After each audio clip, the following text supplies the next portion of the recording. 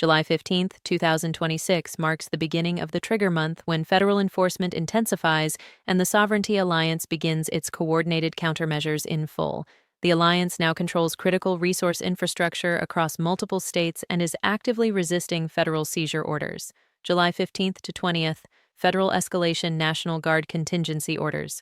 Federal National Guard units are placed on alert to secure disputed sites in Texas, California, and Louisiana. Orders emphasize non-lethal enforcement, but stress readiness for rapid deployment.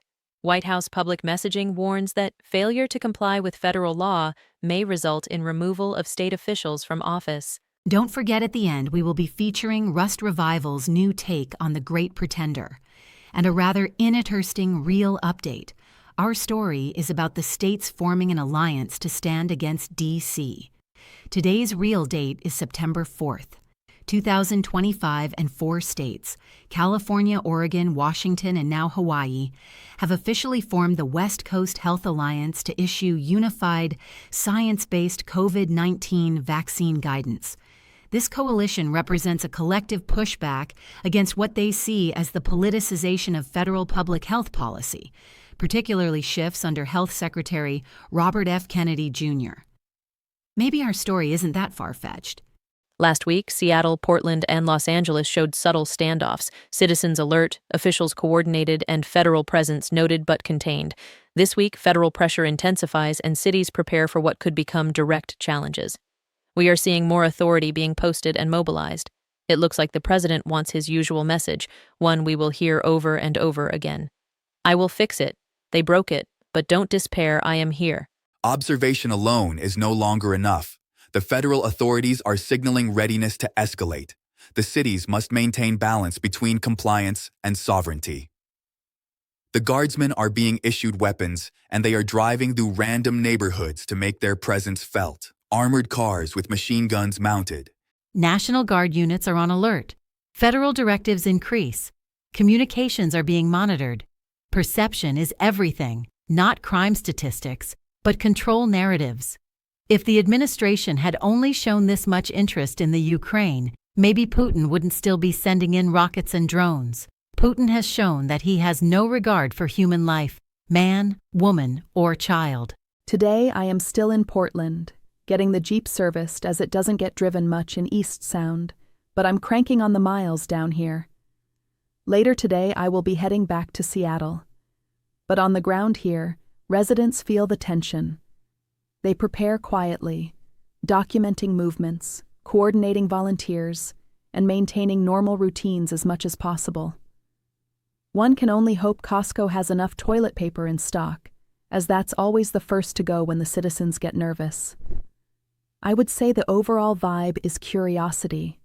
They are listening to DC say how violent and unruly it's become, and they wonder if it's all happening 2 blocks over, as it sure isn't where they are standing. Federal orders demand increased reporting and heightened security at key facilities, refineries, dams, ports. Local authorities brace for scrutiny and potential escalation. Federal agents are everywhere. It's starting to feel oppressive. The citizens aren't sure what to do. Portland is full of delays and checkpoints are being put into place. Attention is strategic. Not all sites are targeted equally. Federal presence is symbolic in some areas, direct in others. The goal: apply pressure without provoking open confrontation. Getting a read on what the overall plan is difficult. The guardsmen are being supplemented by ICE agents. Portland is a sanctuary city, so it seems the troops on the ground are confused. Are they there for immigration, or are they there for controlling water allocation? And if so, why is their presence so strong in the shipping yards and loading docks? Portland may be inland, but shipping comes into Portland by the Columbia River. National Guard units remain on standby. Cities coordinate with legal and logistical teams. One misstep could make headlines, shape public perception, or invite escalation. National news says crowds are forming with signs and violence will erupt in any moment. Local news crews are bored as a couple hundred citizens with signs saying, "No Kings" becomes harder and harder to upplay. The major cities are standing their ground. Federal agents are tolerated by the message is clear: push and we will push back.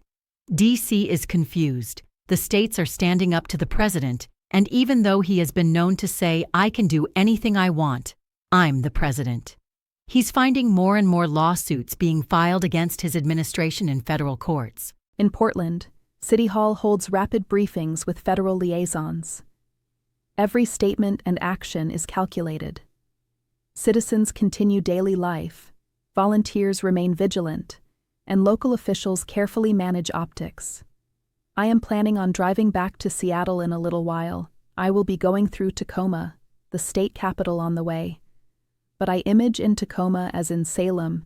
The federal presence is actually rather low. The federal image is the strongest in the major cities, not the capitals. So far, it would be humorous if the stakes weren't so high. The feds are beating their chests, and the citizens are providing the one-finger salute. Of all the states joining the alliance, the West Coast liberals seem to be the most independent. Probably because so much of the federal budget is funded by the West Coast. The first coordinated standoffs emerge. State authorities block access to critical infrastructure. Federal marshals arrive, but engagement is limited. Tension is palpable, yet controlled. The states are taking the stand that the administration does not have legal authority, and they must stand down. Of course, D.C. claims otherwise. Lawsuits have been filed in federal courts. I've arrived in Seattle. The drive was almost too easy. People are just staying home and don't want to get caught in an imaginary crossfire. The feelings are of uncertainty. Our president is becoming more erratic daily, if that's possible. He is getting more and more on his soapbox than usual. He is the saver, and will get multiple Nobel Prizes, even if he has to have them made himself. Barricades are positioned, checkpoints staffed. Federal marshals observe. Residents watch quietly. Communication is subtle but constant. Everyone is aware. One wrong move could escalate the situation. Having the marshals present is questionable, as they are part of the judicial system, not peacekeepers. Notice the choreography. Barricades and checkpoints assert authority without triggering direct conflict. This balance between visibility and restraint is critical. It's almost comical. Block one street, but leave the next one over alone. When citizens do reach a barricade, they are just directed to move on. The crowds are forming, and the feelings seem to be, come on, push. You are going to really regret it if you do. Los Angeles mirrors the approach. Ports and refineries monitored. Federal inspectors present, but largely symbolic. The real control remains with the cities, maintained through organization and legal authority. The state's position is they are maintaining the law. The federal government is breaking it. The states are standing their ground and not turning the other cheek. I have been talking to my friends in Portland, and they say Portland is quieter but equally strategic.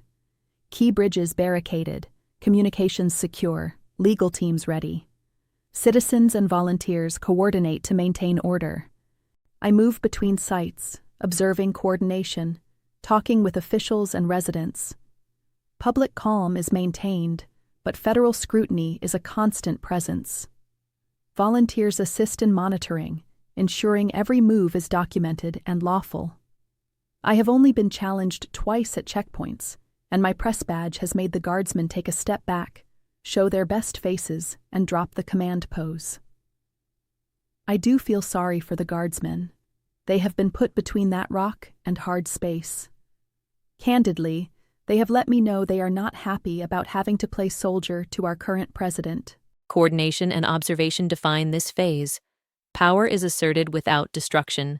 Every action signals readiness, and every citizen and official plays a role in maintaining balance. Everyone seem off balance. This is new territory for them. The states are resolved, they will stand their ground and allocate resources according to their charters, and they will prevent the federal officers from browbeating their way into control. So far, there hasn't been any open hostilities, but both sides are treating the other side with respect. When the state officials hold a federal court order in their hand, it's hard to ignore it and follow clearly illegal directives from D.C. Coordination without violence, power without destruction. The calm won't last forever, but for now, control remains with the cities. Expect more chest bumping and posturing. There is a lot at stake. If the administration gains control, democracy becomes a name only. The president will have an unopposed road to his ultimate goal. If the states lose their control over their own resources, then the state governments will become nothing more than a token. Trigger month is underway. Cities asserting sovereignty, federal pressure increasing. These first coordinated standoffs send a clear message and a warning. In the next few days, weeks at the most, our future form of government will be decided. Next week, we'll see tension peak. Preparation will meet provocation, and the stakes for both sides will rise dramatically. Confidential internal distribution only. Summary. July 15th, 2026 marks the beginning of the trigger month, when federal enforcement intensifies and the Sovereignty Alliance begins its coordinated countermeasures in full. The alliance now controls critical resource infrastructure across multiple states and is actively resisting federal seizure orders. July 15th to 20th, federal escalation. National Guard contingency orders. Federal National Guard units are placed on alert to secure disputed sites in Texas, California, and Louisiana. Orders emphasize non-lethal enforcement, but stress readiness for rapid deployment. White House public messaging warns that failure to comply with federal law may result in removal of state officials from office. Economic shockwaves, oil futures spike due to Texas refinery standoff. California water redirection causes crop disruptions in federal designated agricultural zones. Louisiana port delays create temporary shortages of imported goods in eastern U.S. markets. Alliance countermoves. Day 1, Joint Communications. Governors issue a public declaration. We are prepared to defend our citizens' livelihoods while avoiding unnecessary violence. Alliance coordination centers established in Sacramento and Austin, linking state emergency management offices. Day 3. Interstate compacts in action. Texas and Oklahoma redirect energy exports to alliance states. California, Oregon, and Washington reroute water flows to protect local agriculture. Louisiana maintains port security, effectively controlling offshore export channels. Day 5. Legal blitz. Fifth and Ninth Circuit Courts issue temporary injunctions, halting some federal actions, citing immediate economic harm. Alliance attorneys file a consolidated appeal in the Supreme Court, arguing 10th Amendment and interstate compact protections. Public messaging and perception. Alliance spins the standoff as citizen-first governance, appealing to both conservative and progressive constituencies. Federal messaging warns of economic consequences, but avoids labeling alliance states as rebellious to prevent political fallout. Early polling. Alliance approval holds at 60 to 65%, with strongest support among farmers, energy workers, and water-dependent communities. Critical incidents. Texas refinery lockdown. State police and private security maintain physical control, preventing federal engineers from assuming operations. California water transfer surge.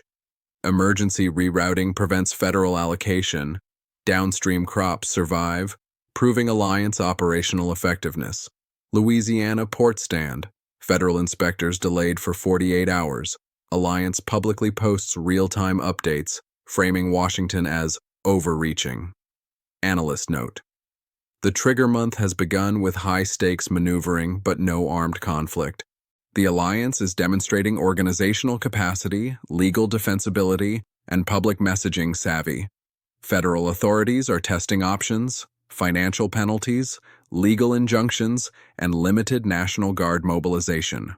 Risks remain extremely high. Miscommunication or a violent incident could escalate into a full national crisis. Potential risk level, extreme, very narrow window to de-escalate before violent confrontation becomes possible. From Seattle to Los Angeles, vigilance continues. Observers watch, citizens prepare, and every action counts. DC is becoming erratic. It seems like a different person is in charge on a daily basis. Of course, the president is trying distraction 101 as usual, a new crisis somewhere else on a daily basis. He is still feeling the heat over the Epstein files. Everyone knows the truth, but they still want confirmation. The story is far from over. We sincerely hope you are enjoying our story and are anticipating the next episode in the series. Join us next week for the next episode of the Sovereignty Alliance, Episode 5, Escalation and Expansion.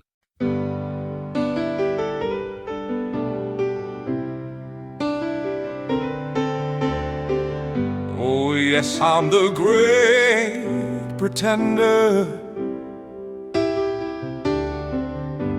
claiming I've won when I've lost, bragging with pride, and always I hide the truth that would show what it cost. Oh, yes, I'm the great pretender. My rallies all cheer on command. I shout fake news, invent my own views, and live in a dream I demand. Too real is this feeling of make-believe. Too real when I say let's fly just to deceive. Oh, yes, I'm the great pretender. So grand is the role that I play. I strut and I boast, I'm always the host, but deep down I'm frightened each day, pretending that lies can be true, Pretending I'm red, white, and blue. Oh, yes, I'm the great pretender, spinning a tale with each tweet. I'll rant and I'll rant, demand you behave, and never admit my defeat. Pretending that I never fall. Pretending I still rule it all. Oh, yes, I'm the great pretender. The biggest pretender of all.